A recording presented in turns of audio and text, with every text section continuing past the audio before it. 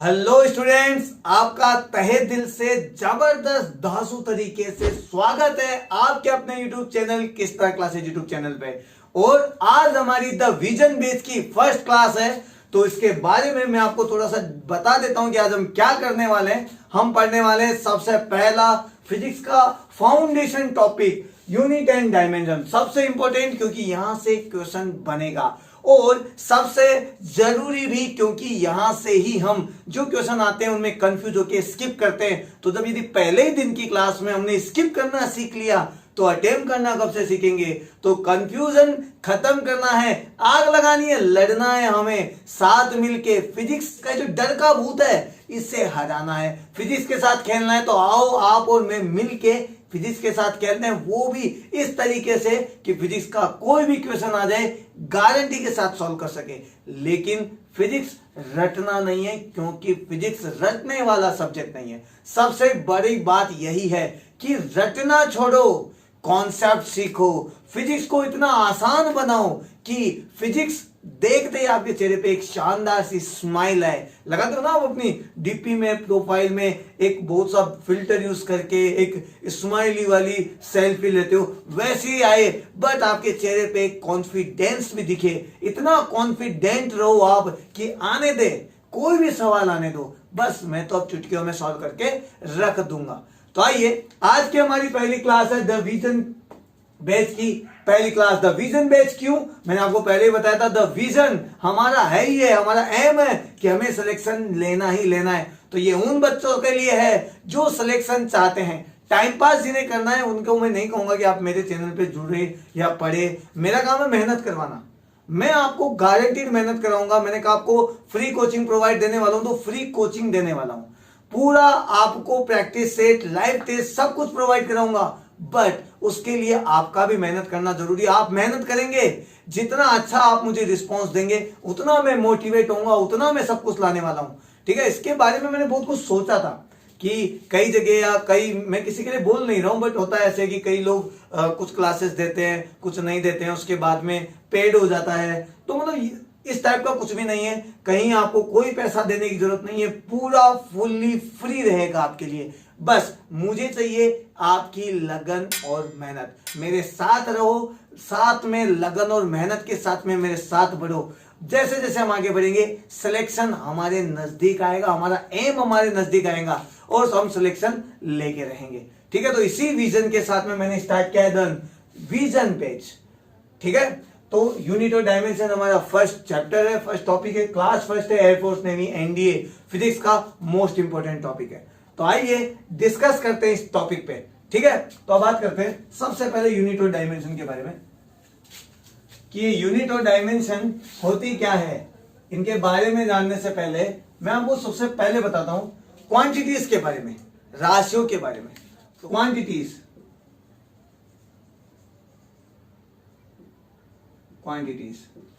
राशियां, आप यहां से नोट्स भी बना सकते हैं, तो वीडियो पॉज करके नोट्स लिख लीजिएगा, क्योंकि मैं हमेशा कहता हूं अपने हाथों से लिखे हुए नोट्स से बेटर स्टडी मटेरियल कुछ नहीं होता इस दुनिया में। लेकिन हम तो हमेशा कंफ्यूज रहते हैं, भागते रहते हैं, किसके नोट्स पढ़ना है, कौन सी किताब पढ़नी है, ये पढ़ूं कि वो पढ़ूं, इसमें अच्छा है कि उसमें अच्छा है। अरे सब पढ़ लो यार, लेकिन उन सबको मिला के अपने नॉलेज को लगा के एक नोट्स बनाओ अपने हाथ से, उससे बेस्ट कुछ नहीं होगा, ये मैं कहता हूं। और उससे बेस्ट सच में कुछ नहीं होता है। मेरे सर ने भी मुझे यही कहा था और मुझे समझ में आया, और मैं जहां तक मैंने आगे तक पढ़ाई की, मुझे हमेशा हेल्प हुई अपने नोट्स से। कभी मैं किसी बुक के पीछे जल्दी से नहीं भागता था कि नहीं इसमें अच्छा है, इसमें वो है, इसमें खराब है, इसमें नया है, हमेशा कंफ्यूजन। इससे बेटर अपने नोट्स बनाओ, सभी को पढ़ो, थोड़ा थोड़ा निकालो और अपने हाथों से नोट्स बनाओ। उसके बाद देखो क्या शानदार नोट्स, क्या शानदार बुक बन जाएगी आपके पास में, पता भी नहीं लगेगा और सबसे अच्छा स्टडी मटेरियल आपके हाथ में होगा। ठीक है, तो नोट्स भी साथ के साथ बनाते चलना और मुझे कमेंट बॉक्स में कमेंट करते हुए चलना कि हाँ हम नोट्स बना रहे हैं, क्योंकि मुझे इसी चीज का इंतजार है। ठीक है, आप मुझे व्हाट्सएप पे, टेलीग्राम पे, इंस्टाग्राम पे, फेसबुक पे भी फॉलो कर सकते हैं, अपने डाउट्स क्लियर कर सकते हैं, मुझसे कन्वर्सेशन कर सकते हैं। और इसके लिए मैंने लिंक दे रखा है डिस्क्रिप्शन में, जहां से आप मेरे साथ जुड़ सकते हैं। ठीक है, ये आपके लिए, मेरे और आपके लिए एक बीच का एक बॉन्डिंग है, ताकि आप मुझसे अपने हर डाउट क्लियर कर सको, मैं हर जगह आपकी हेल्प कर सकूं।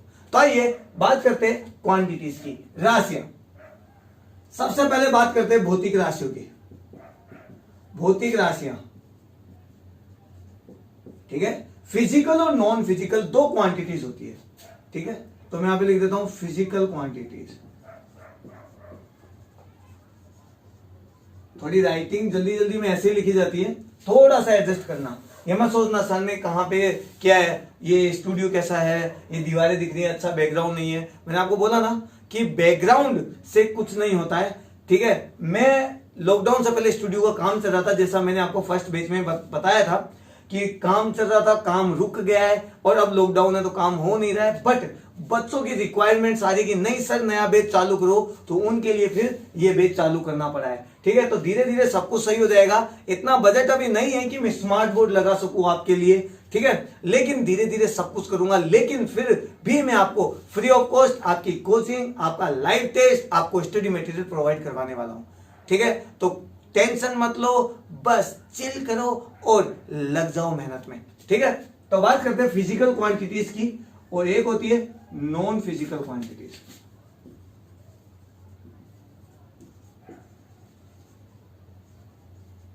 नॉन फिजिकल क्वांटिटी जिन्हें मापा जा सकता है उन्हें फिजिकल क्वांटिटीज कहते हैं। सबसे पहली बात, जिन्हें मापा जा सकता है, मापा जा सकता है, या जिनकी सहायता से भौतिकी के नियम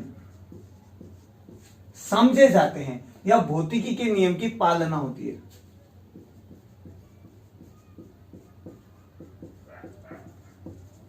ठीक है, इंग्लिश में भी लिख देता हूं।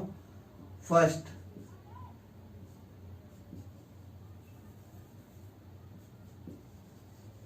दीज, थोड़ा सा दिमाग इधर उधर हो गया है, दे आर मेजरेबल, इनको मेजर कर सकते हैं with the help of these we can understand the rule of physics। ठीक है, ये कोई किताबी डेफिनेशन नहीं बता रहा हूं मैं आपको, एग्जाम में पूछेगा भी नहीं आपसे कि भौतिक राशियों की डेफिनेशन बताओ, बट फिर भी हमें इन चीजों के बारे में पता होना चाहिए। बताऊंगा अब इसके बारे में। ठीक है, पहले मैं लिख देता हूं नॉन फिजिकल क्वांटिटीज, वे अभौतिक राशि बोल सकते हैं इनको। Non physical quantities they can not be measure. ठीक है, जिन्हें मापा नहीं जा सकता, मापा नहीं जा सकता है, ये कहलाती है नॉन फिजिकल क्वांटिटी। जैसे फिजिकल क्वांटिटीज में आती है, जैसे ये 1 मीटर लंबा है, 1 मीटर लेंथ मेजरेबल है, आप मेजर कर सकते हो, माप सकते हो। ठीक है, नाप सकते हो। मैं कहूं कि नहीं ये तो 2 किलो का है, मास द्रव्यमान 2 किलो नापा जा सकता है, आराम से माप सकते हो, इसको मेजर कर सकते हो 2 किलो को। ठीक है, और यदि मैं कहूं इसको कि मुझे आज गर्मी लग रही है, बहुत गर्मी लग रही है, बहुत गर्मी कितनी, कुछ काउंटेबल है नहीं है। लेकिन मैं कहूं कि आज का टेम्परेचर, जैसे अभी मेरी स्वेटिंग हो रही है क्योंकि फैन में नहीं चला सकता, आपकी क्लास में बीच में फैन की आवाज आएगी। मैंने कहा ना स्टूडियो का काम चल रहा है, तो सब कुछ टेम्पररी सेटअप है यहाँ पे भी। ठीक है, ओनली आपकी क्लास के लिए सब कुछ किया जा रहा है। तो जितना मैं कर रहा हूं उससे आधा भी यदि आप मेरे साथ मिलकर करेंगे तो पक्का है कि फिजिक्स आपको आ ही जाएगी, 100% आएगी, रटना कभी नहीं पड़ेगा, मैं कह देता हूं गारंटी। ठीक है, तो आइए बात करते हैं कि मैं कहूंगी नहीं आज का टेम्परेचर 48 डिग्री है और अब गर्मी लग रही है, तो आप खुद समझ जाएंगे कि 48 डिग्री सेंटीग्रेड में टेम्परेचर मेजर किया है मैंने 48 डिग्री सेंटीग्रेड, तो 48 डिग्री सेंटीग्रेड में यार गर्मी बहुत होती है, सबको पता है। ठीक है, लेकिन यदि मैं कहता बहुत बड़ा एरोप्लेन, कितना बड़ा कोई पता नहीं, बहुत बड़ा एरोप्लेन देखा था मैंने आज, तो बहुत बड़ा। इस बहुत बड़े का कोई सेंस नहीं है, ओनली आप इसे समझ सकते हैं बट मेजर नहीं कर सकते। और यही वजह है कि ये सब नॉन फिजिकल क्वांटिटीज में आती है। फिजिकल क्वांटिटीज में वो सब आता है जिन्हें हम मेजर कर सकते हैं। मेरे पास जग है, एक बोतल है, उसमें 1 लीटर पानी आता है, तो 1 लीटर पानी, 1 लीटर मेजरेबल है। लेकिन मैं ऐसे कहूं कि समुद्र में बहुत सारा पानी है, तो बहुत सारा पानी पता नहीं, मेजरेबल नहीं है, तो वो नॉन फिजिकल क्वांटिटीज है। इनके बारे में पूछेंगे नहीं, बहुत सारे लोग तो इनके बारे में सुना भी नहीं होगा आपने, तो कोई बात नहीं, लेकिन मैं फिर भी इसलिए आपको बता रहा हूं कि आपको ये सब पता होना चाहिए। फिजिकल क्वांटिटीज, अब हमें पढ़ना यही सब है, भौतिक राशियां, फिजिकल क्वांटिटीज जिन्हें मेजर किया जा सकता है, जिन्हें मापा जा सकता है, दे आर मेजरेबल। ठीक है, मापने योग्य है जो कहलाती है फिजिकल क्वांटिटीज। इनकी हेल्प से हम फिजिक्स को आसान बनाते हैं। फिजिक्स के रूल्स जो है, फिजिक्स के लॉज जो है, उनको हम समझते हैं with the help of these physical quantities. Physical quantities की सहायता से भौतिकी के नियम समझे जाते हैं, भौतिकी के नियमों का सत्यापन किया जाता है। फिजिक्स से जो लॉ है, फिजिक्स के रूल्स जो है, उन्हें समझा जाता है, फिजिक्स समझ में आती है। फिजिक्स को समझने में हम इनकी हेल्प लेते हैं, फिजिकल क्वांटिटीज। आगे मेरी बात सुनिए, तो फिजिकल और नॉन फिजिकल क्वांटिटीज के बीच में डिफरेंशिएशन मैंने बता दिया है, क्या दोनों में डिफरेंस है। अब जो मेन चीज हमारी है वो है फिजिकल क्वांटिटीज के बारे में। तो बात करते हैं सबसे पहले भौतिक राशियों के बारे में, कि भौतिक राशियां कितनी होती है और किस तरीके से इनको काम में लिया जाता है। ठीक है, तो आज बात करेंगे यूनिट और डायमेंशन में। सबसे पहले फिजिकल क्वांटिटीज। फिजिकल क्वांटिटीज,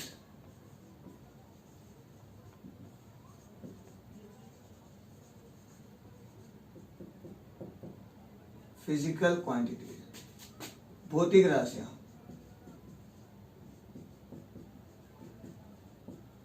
भौतिक राशियां, फिजिकल क्वांटिटीज दो तरीके से होती है, तो मैं यहां पे लिख देता हूं दोनों।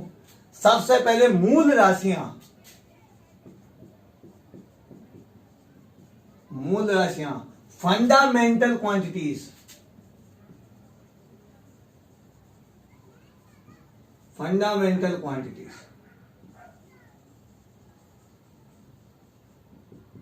फंडामेंटल क्वांटिटीज, मूल राशियां।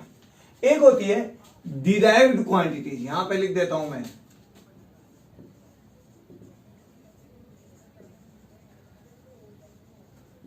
डिराइव्ड क्वांटिटीज, व्युत्पन्न राशियां। दोनों के बीच में डिफरेंशिएशन भी बता देता हूं ताकि आपको समझ में आ सके। भौतिक राशियां, फिजिकल क्वांटिटीज दो तरीके की होती है, मूल राशियां और व्युत्पन्न राशियां, डिराइव्ड क्वांटिटीज और फंडामेंटल क्वांटिटीज। नाम से ही पता लग रहा है, फंडामेंटल क्वांटिटीज, जिनके जो राशियां किसी दूसरी राशियों पर निर्भर नहीं करती, जो किसी दूसरी क्वांटिटीज पर डिपेंड नहीं करती, जिनको बताने के लिए, जिनको समझने के लिए केवल मैग्नीट्यूड और यूनिट की जरूरत होती है, उन्हें कहा जाता है मूल राशियां। तो मैं यहां पे लिख देता हूं, पहली बात,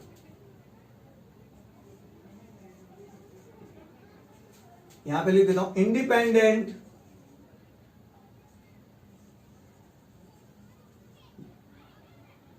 independent on other quantity, other quantities. ठीक है, मैं आपको एज ए टेबल की तरह समझा रहा हूं ताकि आपको समझ में आ जाए। ठीक है, इंडिपेंडेंट ऑन अदर क्वांटिटीज मतलब दूसरी राशियों पे निर्भर नहीं करती है, दूसरी राशियों पर निर्भर नहीं करती है, ये मूल राशियां कहलाती है। ठीक है, आगे बात करता हूं, इनको व्यक्त करने के लिए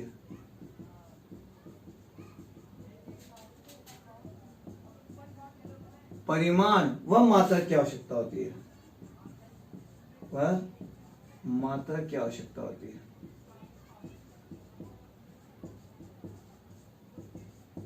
ठीक है, वे क्वांटिटीज जो किसी दूसरी क्वांटिटीज पर डिपेंड नहीं करती है उन्हें कहा जाता है मूल राशियां। और यदि आप उन्हें पढ़ते हैं, जब भी आप उन्हें यूज करते हैं, उन्हें व्यक्त करते हैं, तो उनके बारे में जब भी आप बात करेंगे तो वहां पर आपको उनकी वैल्यू, मैग्नीट्यूड और यूनिट की जरूरत पड़ेगी। तो मैं यहां पर लिख देता हूं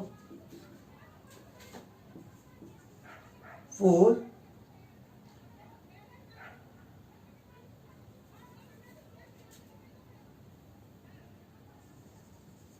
unit and magnitude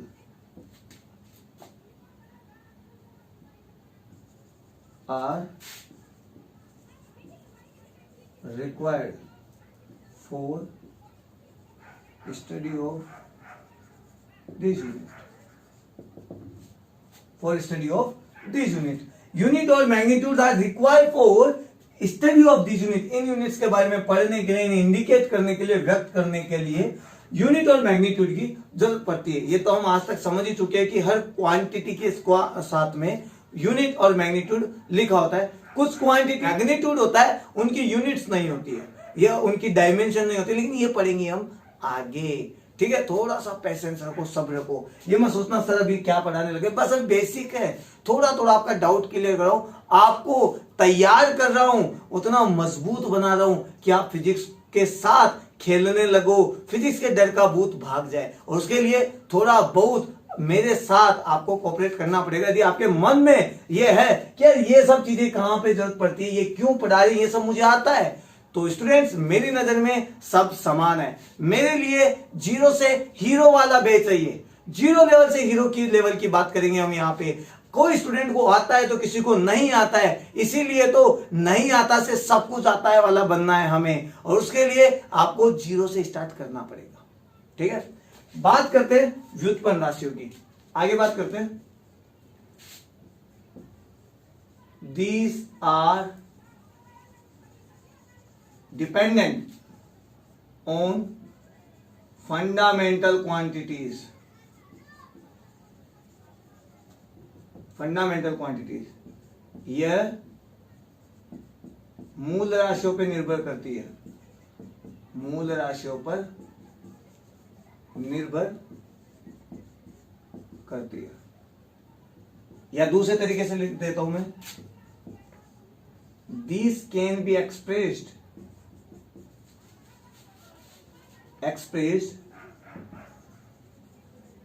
in terms of fundamental units. These can be expressed with the help of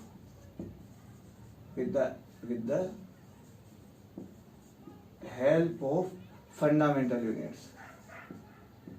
इन्हें मूल राशियों की सहायता से व्यक्त किया जाता है,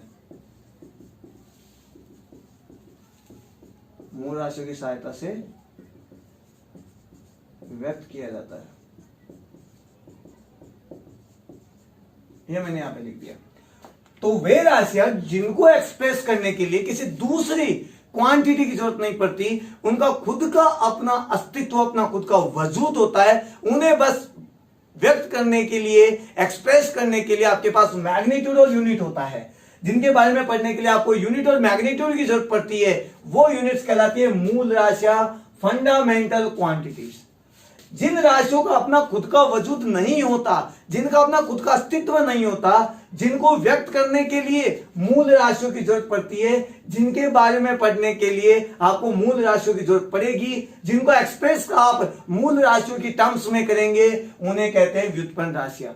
इनके लिए भी मैग्नीट्यूड और यूनिट होती है, परिमाण और मात्रक होता है, लेकिन इनका मात्रक भी मूल राशियों के मात्रक पर निर्भर करता है। इनकी यूनिट भी जो फंडामेंटल क्वांटिटीज है, इनकी यूनिट्स पर डिपेंड करती है, इसलिए इन्हें डिराइव्ड क्वांटिटीज कहते हैं। इनके बारे में मैं आपको समझाऊंगा, जैसे अभी एग्जांपल दे देता हूं। द्रव्यमान मास, और इसकी यूनिट होती है केजी। ये लो मैं यहां पे लिख देता हूं यूनिट केजी। द्रव्यमान किसी पे डिपेंड नहीं करता है, इसीलिए ये फंडामेंटल क्वांटिटी है और इसकी यूनिट होती है केजी। लेकिन मैं बात करूं वेलोसिटी की, वेग की, जिसकी यूनिट होती है मीटर पर सेकेंड, तो ये दो चीजों से मिलकर बनी है, मीटर और सेकेंड। मीटर डिस्टेंस से लिखा जा सकता है, तो डिस्टेंस और सेकेंड, सेकेंड यानी टाइम। मतलब वेलोसिटी को बताने के लिए हमें मीटर की जरूरत है और सेकेंड की भी जरूरत है। मतलब वेलोसिटी मीटर यानी डिस्टेंस, डिस्टेंस से तो नापोगे मीटर में, तो डिस्टेंस और सेकेंड, सेकेंड यानी टाइम, तो डिस्टेंस और टाइम पर डिपेंड करती है, इसीलिए इन्हें डिराइव्ड क्वांटिटी कहते हैं। आ गई मेरी बात समझ में आपको?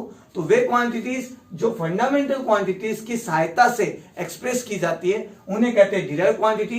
फंडामेंटल क्वांटिटीज को एक्सप्रेस करने के लिए किसी की जरूरत नहीं है, वो खुद अपने आप में एक वजूद रखती है, अपना अस्तित्व रखती है, वो खुद एक्सप्रेस होती है। उनको एक्सप्रेस करने के लिए किसी और क्वांटिटी की जरूरत नहीं पड़ेगी, वो कहलाएगी आपकी मूल राशियां।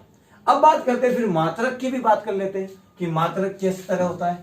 तो देखो मात्रक भी इसी तरीके से होता है, फंडामेंटल यूनिट्स और डिराइव यूनिट्स। लेकिन इसके बारे में मैं थोड़ा लेट बात करूंगा, थोड़ा सा मैं बात करता हूं पहले फंडामेंटल यूनिट्स की, सॉरी फंडामेंटल क्वांटिटीज की बात करता हूं।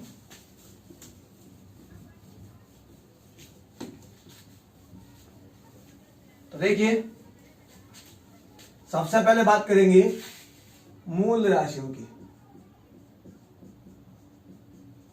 मूल राशियां फंडामेंटल क्वांटिटीज।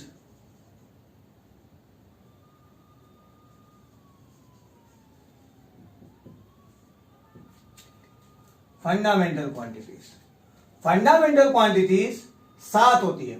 मैं उनके नाम भी लिख देता हूं समझाने के लिए, आपको यूनिट्स भी बताऊंगा और उनको इंडिकेट कैसे करते हैं, उनको जब आप डायमेंशन में लिखते हो तो किस तरीके से लिखना है वो भी बताऊंगा। ठीक है, तो देखो बात करते हैं सबसे पहले द्रव्यमान की। द्रव्यमान इसको कैपिटल एम से डिनोट किया जाता है और जब आपकी डायमेंशन आए तो आप कैपिटल एम लिखेंगे इसे। इसकी यूनिट मैं तीनों चीजें यहां पे लिख देता हूं।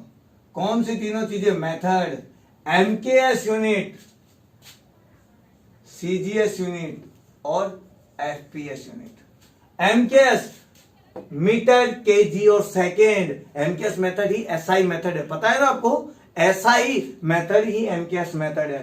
सीजीएस सेंटीमीटर, ग्राम और सेकेंड। एफपीएस फुट, पाउंड और सेकेंड। तो ये सब मैं बता देता हूं आपको ताकि आपको पता रहे कि किस तरीके से एमकेएस, सीजीएस और एफपीएस लिखा जाता है, क्योंकि एग्जाम में एमकेएस से सीजीएस, सीजीएस से एमकेएस, एमकेएस से एफपीएस, एफपीएस से सीजीएस, इस टाइप का भी कन्वर्जन आता है। तो द्रव्यमान जो है वो आपकी फंडामेंटल क्वांटिटी है और एमकेएस में इसकी यूनिट होती है केजी, सीजीएस में इसकी यूनिट होती है ग्राम, ग्राम, और एफपीएस में इसकी यूनिट होती है पाउंड, पाउंड। पाउंड लिख देता हूं मैं इसको, आपको कई बच्चों को नहीं पता हो तो मैंने हिंदी में लिख दिया पाउंड। ठीक है, इसे पाउंड से लिखा जाता है, यहां पे लिखा जाएगा ग्राम में। और केजी आपको पता ही है, किलोग्राम। ठीक है, दूसरी यूनिट है लंबाई। अब इस लंबाई में सब कुछ आ गया है जिसको हम मीटर में लिख सकते हैं या मेजर कर सकते हैं, जैसे लंबाई, लेंथ, चौड़ाई, ब्रेड्थ या विड्थ, और ऊंचाई, हाइट, गहराई, डेप्थ, ये सब इसमें आ गया। आपके रेडियस, त्रिज्या, डायमीटर, व्यास, परिमाप, पेरीमीटर, वो सब इसमें आ गए, लंबाई में माने जाएंगे और इसको डिनोट किया जाता है एल से। ये मैंने इसलिए लिखा है बड़े ब्रैकेट क्योंकि डायमेंशन लिखते हो आपको क्या यूज करना है वो भी मैं यहां पे लिख देता हूं ताकि आपको पता रहे कि डायमेंशन में किस तरीके से लिखना है। और एमकेएस में इसकी यूनिट होती है लंबाई की मीटर, मीटर, स्मॉल एम से लिखते हैं इसको मीटर। ठीक है, इसमें सेंटीमीटर, सीएम, सेंटीमीटर, सेंटीमीटर। ठीक है, और एफपीएस में फुट, एफ से लिख देता हूं मैं फुट, फीट, फुट जिसको बोलते हैं अपन। ठीक है, थर्ड बात करते हैं टाइम की, समय, द्रव्यमान, मास। मैं इनको भी इंग्लिश में लिख देता हूं क्योंकि इंग्लिश मीडियम और हिंदी मीडियम स्टूडेंट हो गए हो प्रॉब्लम्स ना आए, ठीक है। लेंथ LENGTH लेंथ, और समय टाइम, टाइम को कैपिटल T से डिनोट करते हैं डायमेंशन में लिखते हुए, और जब आप MKS यूनिट में लिखोगे, टाइम को इंडिकेट करोगे तो यूनिट लोगे आप सेकेंड, ठीक है, सेकेंड। CGS में भी आप लोगे सेकेंड, और यहां पे भी आप लोगे सेकेंड, क्योंकि सेकेंड में ही टाइम को नापा जाता है। अब यदि आपको मापा जाता है, अब यदि आपको एग्जाम्पल में दिया हो कि 1 साल, 1 घंटा, 1 मिनट, तो भी आपको इन्हें कन्वर्ट करना है सेकंड में। जैसे आपको दे दिया 1 मिनट, तो आपको हमेशा 1 मिनट को कन्वर्ट करके लिखने पड़ेगा 60 सेकंड। आपको यदि समझ में आ रहा है तो आपके पास अब सच में ही 60 सेकंड है। वीडियो को ज्यादा से ज्यादा शेयर कीजिए, ज्यादा से ज्यादा लोगों को बुलाइए, ताकि ज्यादा से ज्यादा लोग क्लास अटेंड कर सके, अपने एम को पूरा कर सके, सिलेक्शन की ओर अपना एक कदम बढ़ा सके, फिजिक्स का जो डर है उसको खत्म कर सके। तो 60 सेकेंड्स आपके पास है।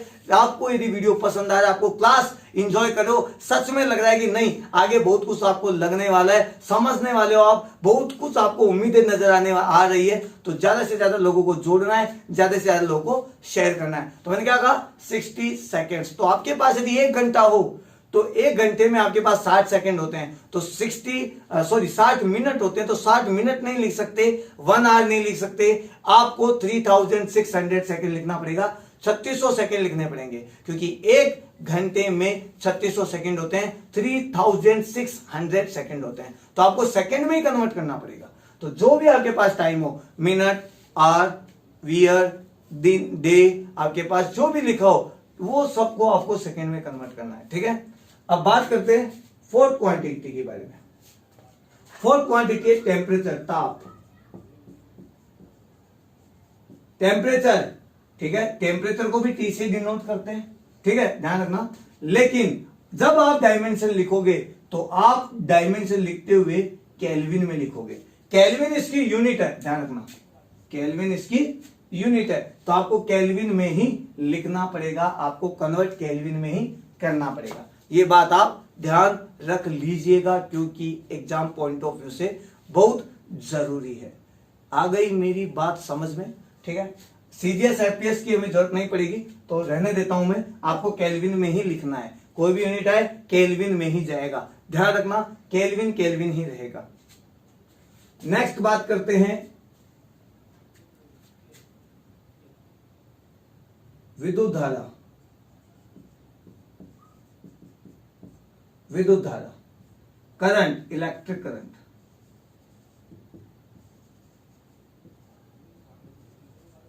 इलेक्ट्रिक करंट, और इलेक्ट्रिक करंट को डायमेंशन लिखते हुए ऐसे डिनोट करते हैं, एम्पियर। इनको MLT से डिनोट किया जाता है जब आप भी डायमेंशन लिखते हो, और ताप के लिए आपको केल्विन यूज करना पड़ेगा, टेम्परेचर नहीं, अदरवाइज आप TT में कंफ्यूज हो जाओगे। तो इसकी यूनिट्स को ही हम डायमेंशन में काम में लेते हैं, ध्यान रखना। इन 3 के इंडिकेट साइन काम में लेते हैं, और अब जो मैं बाकी लिखने वाला हूं उनकी यूनिट्स को ही हम, आप जब भी डायमेंशन लिखते हैं वहां पर काम में लेते हैं, ठीक है। एम्पियर, तो इसकी जो MKS यूनिट है वो भी हो जाएगी एम्पियर, ऐसा यूनिट एम्पियर, हमें एम्पियर में ही लेके चलना है आगे, ठीक है। आगे बात करते हैं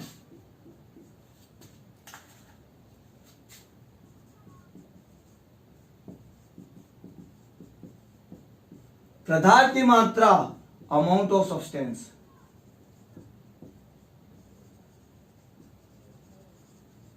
अमाउंट ऑफ सब्सटेंस, और पदार्थ की मात्रा को लिखा जाता है मोल से, क्योंकि मोल ही इसकी MKS ऐसा यूनिट्स होती है, मोल। हिंदी में भी लिख देता हूं मैं आपको ताकि याद रहे। आपको फिर CGS और FPS जब भी लिखेंगे तो भी मोल का ही यूज करना है, इसीलिए मैंने यहां पे नहीं लिखा है। इनका तो मीटर को सेंटीमीटर बदलना है, फुट में बदलना है, केजी को ग्राम में बदलना है, पाउंड में बदलना है, सेकंड ही रहेगा। तो स्टूडेंट्स, मैंने यहाँ पे पूरा बता दिया आपको फंडामेंटल क्वांटिटीज कितनी तरह की होती है, पूरी फंडामेंटल क्वांटिटीज लिख दी, और साथ में इजी बनाने के लिए टेबल बना दी है, जो हमारी यूनिट्स यूज आती है, किस तरीके से यूनिट्स यूज करते हैं, MKS यूनिट, CGS और FPS, ये तीनों ही मेथड है यूनिट्स को इंडिकेट करने के लिए। MKS जो SI यूनिट्स के इक्वल होती है, मतलब MKS में जो यूज करते हैं वही हम SI यूनिट्स में भी यूज करते हैं। इसलिए मैंने ऐसा यूनिट अलग से नहीं लिखी है। तो मैंने यहाँ पे बता दिया कि क्या क्या क्वांटिटीज होने वाली है। मास होने वाला है जिसको केजी से इंडिकेट, केजी इसका एमकेएस जो पद्धति है उसमें इसका यूनिट है, ऐसा यूनिट है केजी। सीजीएस में ग्राम से लिखेंगे और एफपीएस में पाउंड से लिखेंगे। ठीक है, आप नोट्स में लिख सकते हो इसको POUND पाउंड। इसके अलावा लेंथ है जिसको स्मॉल एम मीटर, एम के में मीटर से लिखा जाता है, सीजीएस में सेंटीमीटर से और यहाँ पे फुट से यूज किया जाएगा। इसके अलावा टेम्परेचर, टाइम है जिसे सेकंड में लिखा जाएगा, आप सीजीएस लिखो तो सेकंड और एफपीएस में लिखो तो सेकंड। और यहाँ पे जो इंडिकेशन दे रखे हैं मैंने बड़े ब्रैकेट के साथ में लिख रखे हैं, क्योंकि जब भी आप डायमेंशन लिखोगे तो आपको ये यूज करना पड़ेगा। द्रव्यमान के लिए, मास के लिए आपको कैपिटल एम, लेंथ के लिए कैपिटल एल और टाइम के लिए आपको कैपिटल टी यूज करना पड़ेगा। इसके अलावा टेम्परेचर केल्विन से लिखा जाता है, केल्विन इसकी यूनिट है और डायमेंशन में भी आपको के लिखना पड़ेगा, केल्विन वाला इंडिकेशन साइन वहां पे यूज करना पड़ेगा। ठीक है, इसके अलावा सीजीएस और एफपीएस की बात की जाए तो सीजीएस में भी के से लिखते हैं, एफपीएस में ये आता नहीं है जनरली। और इसके अलावा जो ये अलग और क्वांटिटीज आपकी विद्युत धारा, पदार्थ की मात्रा, ज्योति तीव्रता, electric current, amount of substance and luminous intensity, इनको डायमेंशन में यूज करते हुए आपको ऐसे लिखना पड़ेगा। एम्पियर इलेक्ट्रिक करंट के लिए सबको पता है इसकी यूनिट होती है, एसआई यूनिट बोलो या एमकेएस यूनिट बोलो, आपको सीजीएस और एफपीएस में ये मिलेगा नहीं जल्दी से।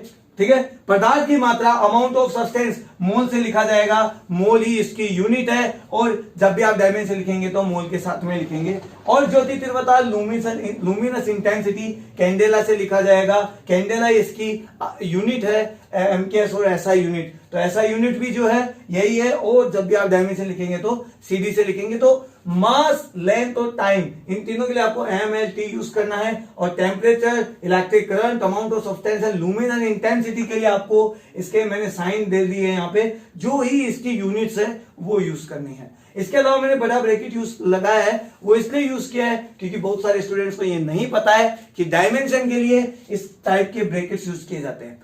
एग्जाम में कभी कभी कंफ्यूज कर देता है एग्जामिनर और लिख देता है कि सपोज करो कोई क्वांटिटी है जिसकी यूनिट है M0 L2 T0 या T3 लिख देता हूं, कुछ भी एज एग्जाम्पल। एक ऑप्शन में ब्रैकेट होता है और एक ऑप्शन में ब्रैकेट नहीं होता और हम यहीं पर कंफ्यूज होते हैं और हम सोचते हैं यूनिट तो सेम है, ब्रैकेट का क्या रोल है, लेकिन पूरी मूवी में ब्रैकेट का ही तो रोल है। इस डायमेंशन वाले चैप्टर में ब्रैकेट जरूरी है क्योंकि ब्रैकेट से ही हम इंडिकेट कर सकते हैं। आ गई मेरी बात समझ में? तो इंडिकेशन के लिए आपको ब्रैकेट लगाना पड़ेगा डायमेंशन के लिए, तो ये बात ध्यान रखना। तो मैंने आपको यूनिट्स बता दिए, क्वांटिटीज बता दिए, उनकी यूनिट्स बता दिए। ठीक है, यूनिट्स के बारे में मैं आपको थोड़ा सा और डीपली बता देता हूं क्योंकि यूनिट्स के बारे में भी हमें थोड़ा बहुत पता होना चाहिए। हम इतना जानते हैं एमकेएस है, सीजीएस है, एफपीएस है, लेकिन यूनिट्स के बारे में थोड़ा सा और डिस्कस कर लेता हूं मैं आपके साथ। तो देखिए,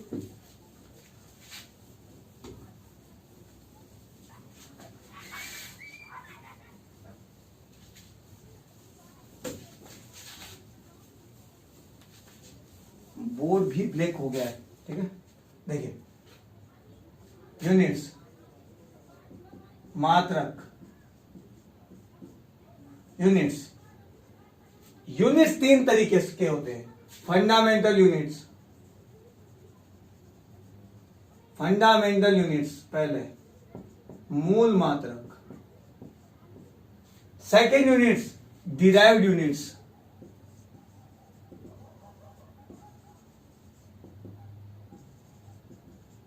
व्युत्पन्न मात्रक।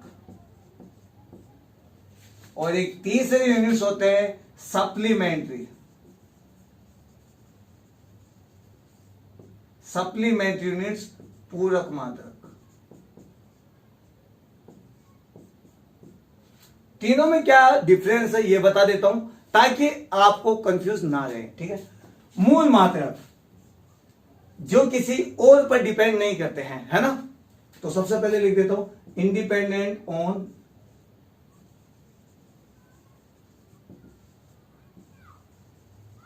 अदर यूनिट्स, जिनका खुद का अस्तित्व होता है, किसी दूसरे मात्रक पर निर्भर नहीं करते हैं, किसी दूसरे मात्रक पर निर्भर नहीं करते,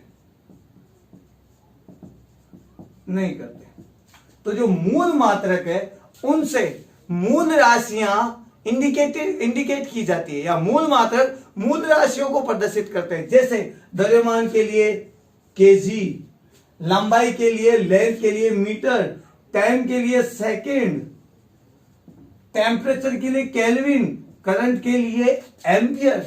ये सभी मूल मात्रक है, फंडामेंटल यूनिट्स है, जिनको व्युत्पन्न नहीं किया जाता, इनका खुद का अस्तित्व होता है। ये मूल राशियों को, फंडामेंटल क्वांटिटीज को बताते हैं। ठीक है, इनको बताने के लिए किसी अदर यूनिट की जरूरत नहीं पड़ती। सॉरी, कभी कभी थोड़ा सा टंग ट्विस्टर हो जाता है, बोलते बोलते कभी कभी कुछ बोल देता हूं मैं इधर उधर, तो थोड़ा सा एडजस्ट मैं निकल जाता है कभी कभी मुझसे। ठीक है, बात करते हैं डिराइव्ड यूनिट्स, व्युत्पन्न मात्रक। These are dependent on fundamental unit. Fundamental unit, जिन्हें व्यक्त करने के लिए मूल मात्रकों की आवश्यकता होती है।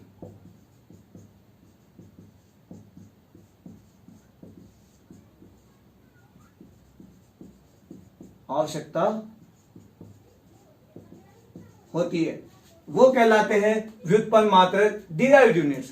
डिराइव्ड क्वांटिटीज, व्युत्पन्न राशियों के जो मात्रक होते हैं वो कहलाते हैं व्युत्पन्न मात्रक, क्योंकि व्युत्पन्न राशियों को प्रदर्शित करने के लिए जिन मात्रकों की आवश्यकता होती है वो भी मूल राशियों की तरह मूल मात्रकों पर निर्भर होती है। जिस तरीके से डिराइव्ड क्वांटिटीज मूल राशियां फंडामेंटल क्वांटिटीज पर डिपेंड करती है, उसी तरीके से डिराइव्ड यूनिट्स भी फंडामेंटल यूनिट्स पर डिपेंड करते हैं। तो इनको एक्सप्रेस करने के लिए फंडामेंटल यूनिट्स की जरूरत पड़ती है। ये फंडामेंटल यूनिट्स पर डिपेंड करते हैं। These are dependent on fundamental units. इनको व्यक्त करने के लिए मूल मात्रकों की आवश्यकता होती है, इसीलिए इनको बोलते हैं डिराइव्ड यूनिट्स। जैसे न्यूटन, एन से लिखा जाता है, और न्यूटन के अंदर छिपा होता है केजी मीटर पर सेकेंड स्क्वायर। तो न्यूटन तो है डिराइव्ड यूनिट्स, लेकिन इसको एक्सप्रेस करने के लिए हमें जरूरत पड़ती है फंडामेंटल यूनिट्स का। फंडामेंटल यूनिट्स है केजी मीटर और सेकेंड स्क्वायर। जैसे जूल, और जूल में छिपा होता है न्यूटन पर मीटर, या ऐसे लिख दो, न्यूटन पर मीटर में क्या होता है पता है ना आपको? न्यूटन में होता है केजी मीटर पर सेकेंड स्क्वायर, तो केजी पर सेकेंड स्क्वायर। या मैं लिख देता हूं, भले न्यूटन को लिखा जाता है केजी मीटर पर सेकेंड स्क्वायर, और नीचे मीटर, जूल को लिखा जाता है न्यूटन मीटर, सॉरी, और एक मीटर यहां पे आ जाएगा तो मीटर स्क्वायर। तो न्यूटन मीटर को लिखा जाएगा केजी मीटर स्क्वायर पर सेकेंड स्क्वायर, ये जूल है। तो जूल एक डिराइव्ड यूनिट है, और डिराइव्ड यूनिट को एक्सप्रेस करने के लिए, बताने के लिए हमें जरूरत पड़ती है फंडामेंटल यूनिट्स की, और फंडामेंटल यूनिट्स है केजी मीटर स्क्वायर पर सेकेंड स्क्वायर। तो ये हमारे फंडामेंटल और डिराइव्ड यूनिट्स है। अब बात करते हैं सप्लीमेंट्री यूनिट्स की, जो बहुत ही जरूरी है। सप्लीमेंट्री यूनिट्स दो तरीके की होती है, रेडियन,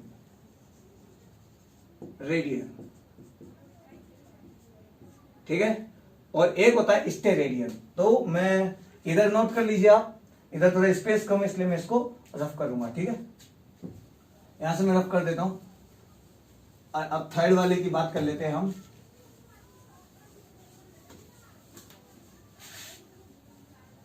रेडियन, सप्लीमेंट्री यूनिट्स जो दो होती है, रेडियन और स्टेरेडियन।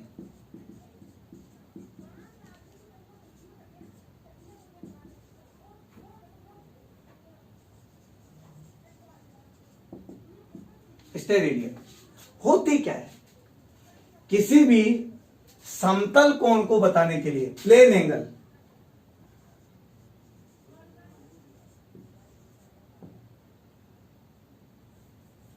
यहां पे लिख देता हूं, समतल कोण के लिए, फॉर प्लेन एंगल, किसी भी प्लेन एंगल, समतल कोण को बताने के लिए जो यूनिट काम में ली जाएगी वो होगी रेडियन। अब प्लेन एंगल क्या होता है? देखो, ये प्लेन एंगल है, ये प्लेन, ये प्लेन, 90 डिग्री एंगल बन रहा है ना इधर, ये और ये प्लेन एंगल है। 2D एंगल, 2 डायमेंशनल एंगल जो होता है वो प्लेन एंगल होते हैं, जैसे इस तरीके से, कोई भी एंगल थीटा, ठीक है। ये देखिए ये बन गया प्लेन एंगल, ये बन गया प्लेन एंगल, ये बन गया प्लेन एंगल, किन्हीं भी दो प्लेन के बीच में बन गया कोई भी प्लेन एंगल। ये हमारा एक प्लेन एंगल हो गया है, ये देखो बोर्ड का ये प्लेन एंगल हो गया है। तो ये जो प्लेन एंगल है वो हमेशा रेडियन में लिखे जाते हैं, ठीक है। 2D एंगल्स जो है उनको रेडियन में लिखा जाता है, ये यूनिट्स है रेडियन, ठीक है, प्लेन एंगल्स के लिए, ठीक है। नॉर्मली स्टेरेडियन के बारे में हमें पता नहीं होता, तो स्टेरेडियन जो होता है ये यूज में लिया जाता है घन कोणों के लिए।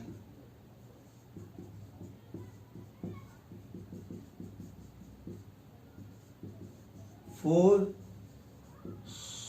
सॉलिड एंगल, या मैं लिख दूं 3D एंगल, नहीं पता है तो ये भी लिख देता हूं मैं आपको, ताकि आपको कंफ्यूजन नहीं रहे। ये रेडियन और ये नीचे आ गया steradian. First radian, second steradian. जो सॉलिड एंगल होते हैं, जो 3D एंगल्स बनते हैं घन कोण, उन्हें स्टेरेडियन में लिखा जाता है। बहुत सारे बच्चों को कंफ्यूज है ये सॉलिड एंगल, जल्दी से समझ नहीं आता है, तो मैं आपको समझाता हूं। आइसक्रीम खाने जाते हैं हम जब आइसक्रीम पार्लर पे, तो हमें कोन मिलता है, सॉफ्टी जिसको हम बोलते हैं, सॉफ्टी आइसक्रीम हम लेते हैं, कोन मिलता है हमें। और कोन आइसक्रीम कैसी होती है, कुछ ऐसी, ऐसा होता है ना, ध्यान से देखना, ठीक है। 3D में देखा जाए तो ये कोन को मैं बाहर निकाल लेता हूं, तो इस तरीके से, और फिर नीचे ऐसा, ऐसा होता है, ठीक है, कुछ ऐसा, कुछ ऐसा, ये लीजिए ये वी जैसा, और यहां पे गोल गोल कुछ ऐसा होता है ना हमारे पास, कोन आइसक्रीम जिसको लेते हैं, इस तरीके से होती है। तो ये जो एंगल बनता है यहां पे, ये जो एंगल, यदि मैं इसको काट दूं इतने को, तो नीचे से देखूंगा तो कुछ ऐसा मिलेगा मुझे ना। जो आइसक्रीम है, कोन जो है, कोन में जो एंगल बना है, ये एंगल यहां वाला देखो, कोन में जो एंगल बना है ये होता है सॉलिड एंगल, घन कोण। 3D में जो एंगल बनता है उसको बोला जाता है सॉलिड एंगल, और सॉलिड एंगल को हमेशा स्टेरेडियन में मेजर करते हैं। रेडियन और स्टेरेडियन, इनके बारे में, इनका जो फॉर्मूला है उसके बारे में जब इनकी जरूरत पड़ेगी वहां मैं बताऊंगा आपको कि रेडियन का फॉर्मूला क्या होता है और स्टेरेडियन का फॉर्मूला क्या होता है। फिलहाल हमें जरूरत है ओनली यूनिट्स में, तो यूनिट्स में रेडियन हमेशा प्लेन एंगल्स, सिंपल एंगल्स को नापने में काम आता है, और स्टेरेडियन सॉलिड एंगल को मापने में काम आता है, 3D एंगल को मापने में काम आता है, जो जैसे एक स्क्वायर हुआ, या एक क्यूब हुआ, कोन हुआ, ठीक है, शंकु जिसको बोलते हैं, इन सब में सॉलिड एंगल बनता है, और वो सॉलिड एंगल हमेशा स्टेरेडियन में मेजर किया जाता है। एग्जाम पॉइंट ऑफ व्यू से बहुत जरूरी है, स्टेरेडियन में क्या मापा जाता है, तो समझ में आना चाहिए आपको, ठीक है। तो मेजर सॉलिड एंगल हमेशा मेजर करते हैं स्टेरेडियन में।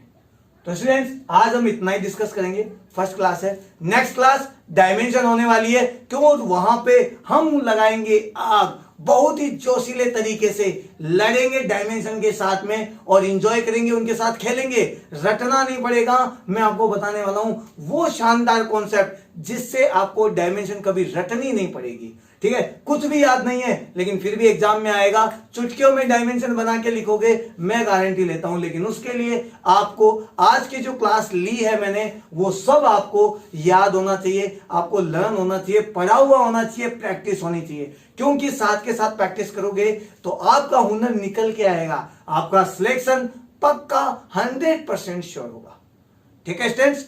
तो यदि आपने आज का वीडियो एंजॉय किया है तो आपको क्या करना है पता है ना, शेयर करना, और आपने अभी भी हमारे चैनल सब्सक्राइब नहीं किया तो सब्सक्राइब कर दीजिए और बेल आइकन पे क्लिक कर दीजिए, ठीक है। जैसे ही धीरे धीरे पोजीशन सही होगी, लॉकडाउन सुधरेगा, आपके लिए नया स्टूडियो तैयार होगा, नया आपको लाइव टेस्ट वगैरह सब कुछ मिलने वाला है, नया एक्सपीरियंस मिलने वाला है। तो जुड़े रहिए विष्णु सर के साथ में, मिलते हैं नेक्स्ट क्लास में, जब तक के लिए जय हिंद।